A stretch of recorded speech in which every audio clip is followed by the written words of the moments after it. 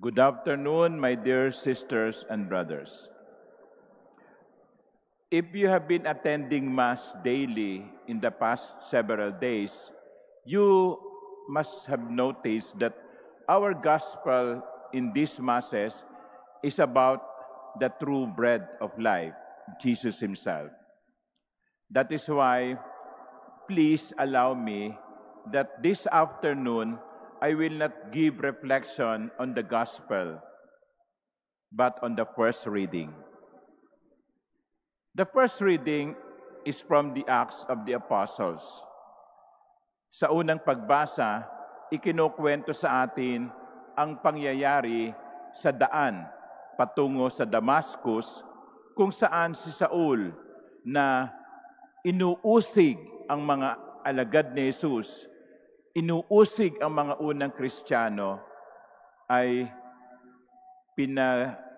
naka-experience ng katangi-tanging karanasan kung saan narinig niya ang boses ni Jesus.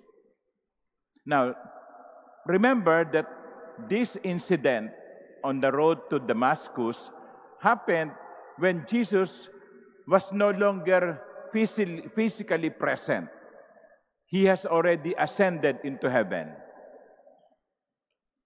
Pero alam nyo, kung meron masigurong isang itinuturo ang unang pagbasa sa atin, ay ito. Kahit na wala na si Jesus physically dito sa mundo, hindi niya pinababayaan ang kanyang simbahan. Hindi niya iniiwan ang kanyang mga alagad. Tapat siya sa kanyang pangako that I will be with you until the end of time. Why? Why did I say that? Because Saul has been persecuting the Christians, as I have said earlier. And in the voice that Saul heard, he was asked, Saul, Saul, why are you persecuting me? Saul was not persecuting Jesus. Saul was persecuting the followers of Jesus, the disciples of Jesus. That is why he said, Saul said, who are you, sir? And the voice said, I am Jesus whom you are persecuting. So here, we are being reminded that whatever we do to the disciples of Christ, to the small ones, small brothers of Christ, we do unto Jesus. Ang inuusig ni Saulo ay ang mga alagad ni Jesus, hindi si Jesus. Pero para kay Jesus, anuman ang gawin mo sa mga maliliit na mga alagad kong ito, ay ginagawa mo sa akin. And this shows that Jesus is still concerned with His church. He does not abandon His people.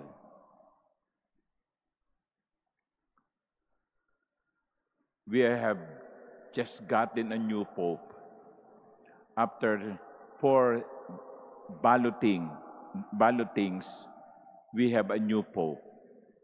And the Catholic Church continues. One dies, another comes. One pope dies, another pope comes to continue the mission. And I believe that the Holy Spirit worked on this. He inspired the cardinal electors. Of course, it is not the Holy Spirit who writes on each ballot. Huwag nating isipin na yung Espiritu Santo ay parang sumanib sa mga kardinal at yung mga kardinal parang naposes, no?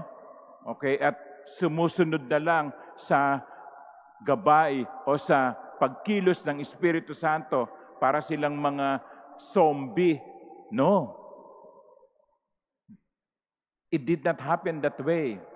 The cardinals kept their senses. The cardinals kept their wit, their decision-making, but they allowed themselves to be guided by the Holy Spirit. And they chose whom they think out of their prayer should be the next Pope. And here you see, ang simbahan hindi pinababayaan ng Diyos. Kung paanong hindi niya pinabayaan ang mga unang Kristiyano nung ito'y inuusig, ganun din, hindi niya pinababayaan ang simbahan ngayon sa pagharap nito sa pagpili ng bagong leader ayon sa inspirasyon ng Espiritu Santo. Uulitin ko, hindi pababayaan ng Diyos ang kanyang sambayanan. Hindi pababayaan ni Jesus ang kanyang Santa Iglesia. But in addition to that, my dear brothers and sisters, there is another character in the first reading. Aside from the voice of Jesus, aside from Saul, the persecutor, there was one person, and that is Ananias. Alam nyo, nakakatuwa si Ananias eh. Sabi sa kanya ng tinig ni Jesus, no? Ananias, here I am, Lord. Get up and go to the street called Straight and ask at the name of Jesus for a man from Tarsus named Saul. So sabi ng tinig, Ananias, puntahan mo si Saul, si Saulo. Sabi ni Ananias doon sa tinig, Lord, balita namin inuusig niya ng mga Kristiyano. Takot si Ananias. Hindi siya excited na makita si Saul. Pero sabi ng tinig, hindi, pumunta ka. Gabayan mo siya. Tulungan mo siya. Akayin mo si Saulo. And here, Jesus is teaching Ananias, love even those who are persecuting you. Extend your help even to Saul, who is persecuting you. That is a concrete example of loving one's enemies. Ang sabi ng tinig kay Ananias, oo, inuusig kayo niyan, pero tulungan mo pa rin siya. Akayin mo pa rin siya. Sa buhay natin, hindi ba? Ang dami nating mga taong kinaiinisan dahil sa mga ginawa sa atin.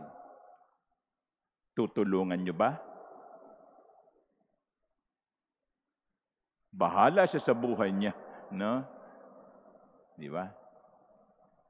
Pero sa unang pagbasa, itinuturo sa atin ni Jesus sa pamamagitan ni Ananias, tulungan mo maging yung mga umuusig sa iyo. Mahalin mo maging ang iyong mga kaaway.